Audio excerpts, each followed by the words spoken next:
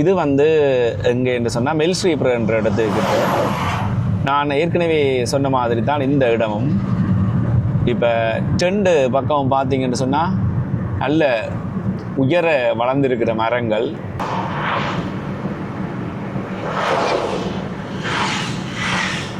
ஒரு 1 hour இதில் நின்றுட்டு போனால் எப்படி என்ற மாதிரி இருக்குது. பயணம் போய்க்கல இந்த இடத்துல கவனித்து கொள்ளுங்க. என்னென்னு சொன்னால் இப்போ அதே சமயத்தில் இந்த இடத்துல கவனித்து கொள்ளுங்க, தாறுமாறாக வாகனங்கள் போய்கொண்டிருக்கும். அதையும் வந்து நீங்கள் கொஞ்சம் கவனத்தில் கொள்ள வேணும். நல்ல மழை காலத்தில் இந்த இடத்துல நின்று ஒரு டீயும் குடித்து இந்த இதில் பார்த்தீங்கன்னு சொன்னால் பொல் ரொட்டி வச்சுருக்கணும். சாப்பிட்டு பார்த்தா எப்படி இருக்கும்.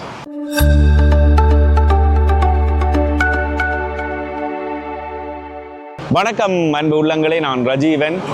என்னுடைய கொழும்பு காணொளியின் தொடர்ச்சி இது. இப்போ கொழும்புல இருந்து குருநாகல் வந்துட்டேன். குருநாகலில் இருந்து இப்போ தம்புள்ளகி போய்கொண்டிருக்கிறேன். குருநாகலில் இருந்து தம்புள்ளகி போகிற இந்த A6 ரோட்டில் ஒரு குறிக்கப்பட்ட இடத்துல பார்த்தீங்கன்னு சொன்னால் இப்படியே ஒரு காட்டு பகுதி மாதிரி இருக்கும். பார்க்க அழகாக இருக்கும். வீதியின் 2 பக்கம் சின்ன கடைகள் இருக்கும். குறிப்பாக வந்து இப்போ எங்கடையாக்கள் வந்து பயன்படுத்துகிற பாதை வந்து புத்தளம் ரோட்டாக இருக்கும். என்று சொன்னால் ஏர்போர்ட்டில் இருந்து நேரடியாகவே யாழ்ப்பாணத்துக்கு வடபகுதிக்கு போகக்கூடியதாக இருக்கும். இந்த குருநாகல் பாதையை பாவிக்கிறது வந்து சரியான குறைவு. ஒரு தடவை உங்களுக்கு சந்தர்ப்பம் இருந்தால் இந்த பாதையை பாவிச்சு பாருங்கள். இப்போ நான் இந்த காணொளி பதிவு செய்யல வந்து நேரம் ஒரு 11:30 இருக்கும்படியே ஒரு பின்னேரம் ஒரு 4 மணி 5 மணிக்கு இதால் போக சந்தர்ப்பம் கிடைக்கிற பட்சத்தில் கண்டிப்பாக இறங்கி இந்த இடத்துல ஒரு இயற்கையை நீங்கள் அனுபவிச்சுட்டு போகக்கூடியதாக இருக்கும். ஏன்னா ஒவ்வொரு முறையும் நான் பயணம் போகல எனக்கு சந்தர்ப்பங்கள் இருக்கிறது. ஏதோ ஒரு அவசரத்தில் போயிடுவேன். ஒரு கொஞ்சம் தூரம் நடந்து போனால் 2 பக்கம் வந்து மரங்கள் அப்படியே அந்த இடத்தையே மூடிடும். இந்த இதுலலாம் பார்த்தீங்கன்னா நல்ல உயர மரங்கள் அப்படியே இந்த இடம் வந்து ஒரு குளிர்ச்சி தன்மையாகவே இருக்குது.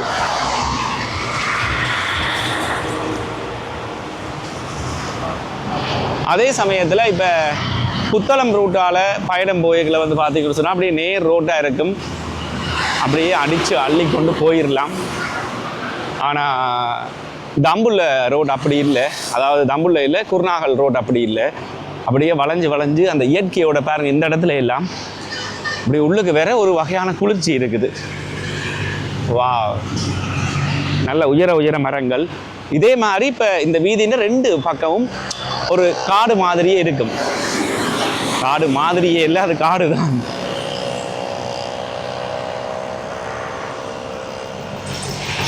ரோட்டை க்ராஸ் பண்ணி அங்கால என்ன இருக்குன்னு பார்க்கலாம்.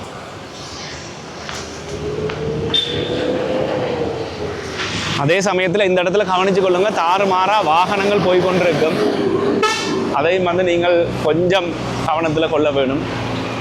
இந்த இதுலேயும் வந்து பார்த்தீங்கன்னு சொன்னால் சோளம் விற்பனை ஆகிக்கொண்டிருக்குது. இந்த பாபிக்கு மாதிரியெல்லாம் போட்டு வச்சிருக்கணும்.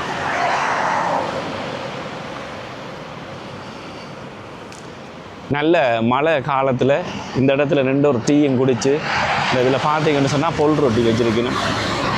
சாப்பிட்டு பார்த்தா எப்படி இருக்கும். இப்போ என்ன மாதிரி நீங்களும் இந்த இடத்த பார்க்க வேணும் அப்படி என்று சொன்னால் நான் சொன்ன விளையாட்டு தான். இப்போ ஏர்போர்ட்டில் இருந்தோ இல்லை கொழும்புல இருந்தோ யாழ்ப்பாணம் போகக்குள்ளே அப்படியே நேரடியாக புத்தளம் ரோட்டால் போயிடாமல் முடிஞ்சால் ஒரு தடவை குருநாகல் ரோட்டால் வாங்க. ஏன்னா எங்களுக்கு பழக்கப்பட்ட பாதை வந்து புத்தளம் தான். கூடுதலான அளவு புத்தளத்தை தான் பாவிக்க பார்ப்பினோம். ஆனால் தம்புள்ள குருநாகல் ரோட்டை நீங்கள் பாவிக்கிற பட்சத்தில் ஒரு கொஞ்சம் இயற்கையோடு சேர்ந்து உங்களுடைய பயணம் அமைவாக இருக்கும்.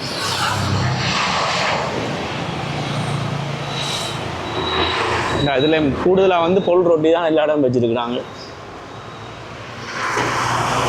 வீதியோர கடைகள்.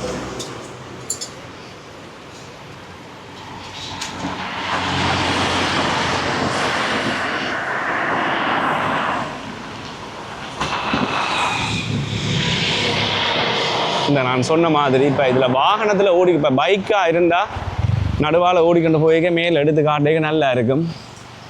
காரன்ற வழியாக இந்த இடத்துல இறங்கி நின்று தான் எடுக்க வேண்டியிருக்கு. இந்த பாருங்க, நான் சொன்ன மாதிரி முதல்ல இந்த வீதின்ற இந்த வந்து A6 ரோட் இதுன்ற 2 பக்கமும் அப்படியே காடாகவே இருக்கும்.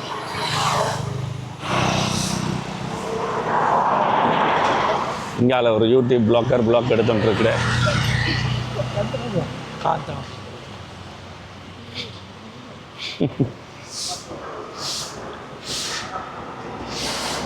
ஏன்னு சொன்னால் இப்போ குறிப்பாக இந்த இடத்துக்கு வந்துட்டு வீடியோவோ ஃபோட்டோவோ எடுக்காமல் யாரும் போகிறதில்லை. என்ன இதில் போகிற வாகனங்கள்லாம் ஒரு கொஞ்சம் தாறுமாறாக இருக்கும். என்னென்னு சொன்னால் இது மெயின் ரோட் தானே, ஆனால் அந்த வாகனத்தை நல்லபடியாக சைடில் பார்க் பண்ணி போட்டு ஒரு 10 நிமிஷம் இறங்கி நிற்பீங்கன்னு சொன்னால் அந்த மாதிரி இருக்கும்.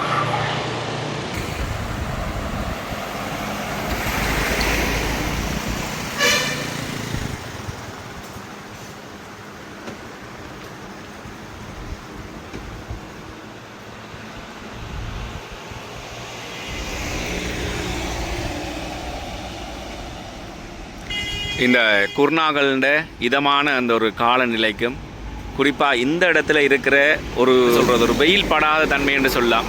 வெளிச்சத்துக்காக மட்டும்தான் வெயில் இருக்குது, மற்றபடி வெயில் அடிக்குதுன்னு சொல்லியே தெரியாத அளவுக்கு ஒரு வகையான குளிர்ச்சி.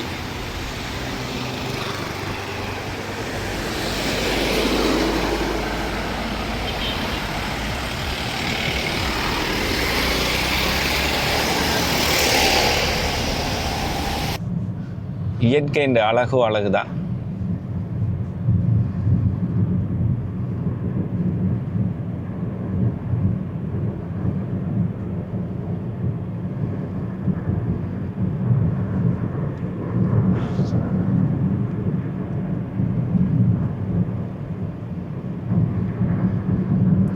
இதால் பயணம் போகைக்குள்ள வாஷ்ரூம் எல்லாம் கட்டியிருக்கிறாங்க, நல்லா இருக்குது உண்மையாகவே. இப்போ குறிப்பாக இந்த இடத்துல வந்து இளைப்பாரி போகிற ஆக்களுக்காகவே இந்த இடத்துல வாஷ்ரூம் எல்லாம் கட்டப்பட்டிருக்குது. வா, இதுக்குள்ளேயும் ஒரு ஹோட்டல்ஸ் இருக்குது.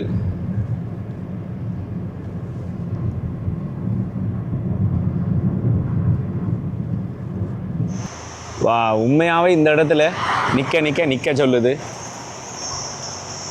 ஒரு 1 hour இதில் நின்றுட்டு போனால் எப்படி என்ற மாதிரி இருக்குது.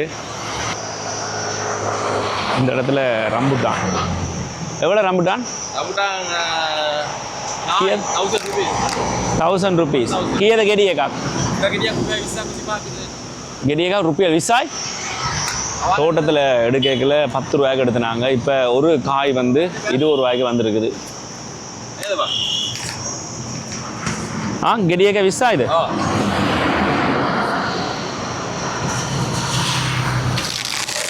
விசாய் கிட்ட வேணுமா?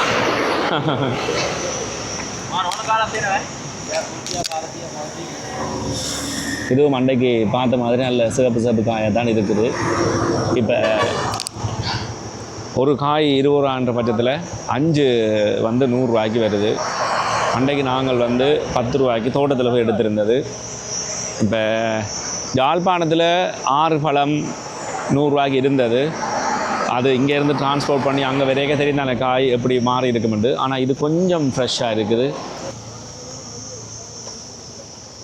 முதல்ல குருநாகல்கிட்ட பார்த்தனீங்க. இப்போ இந்த இடத்துல இதை பார்த்தீங்கன்னு சொன்னால் இது வந்து எங்கே என்று சொன்னால் மெல்ஸ்ரீபுரன்ற இடத்துக்கிட்ட நான் ஏற்கனவே சொன்ன மாதிரி தான் இந்த இடமும். இப்போ 2 பக்கம் பார்த்தீங்கன்னு சொன்னால் நல்ல உயர வளர்ந்துருக்கிற மரங்கள். இந்த இடமும் வந்து ஒரு குளிர்ச்சியான இடம். பாருங்கள், இந்த இடத்துல நிலத்தை பாருங்கள், நிலத்தில் வெயில் படுறதாவே தெரியலை.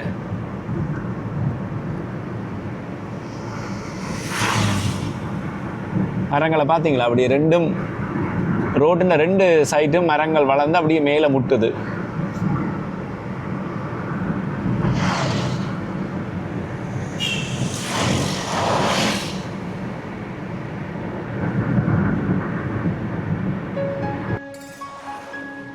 புத்தளம் பாதை ஒரு பழக்கப்பட்ட பாதை, நேர் ரோட்டாக இருக்கும். கொழும்புல இருந்து யாழ்ப்பாணம் போகிறதுக்கு.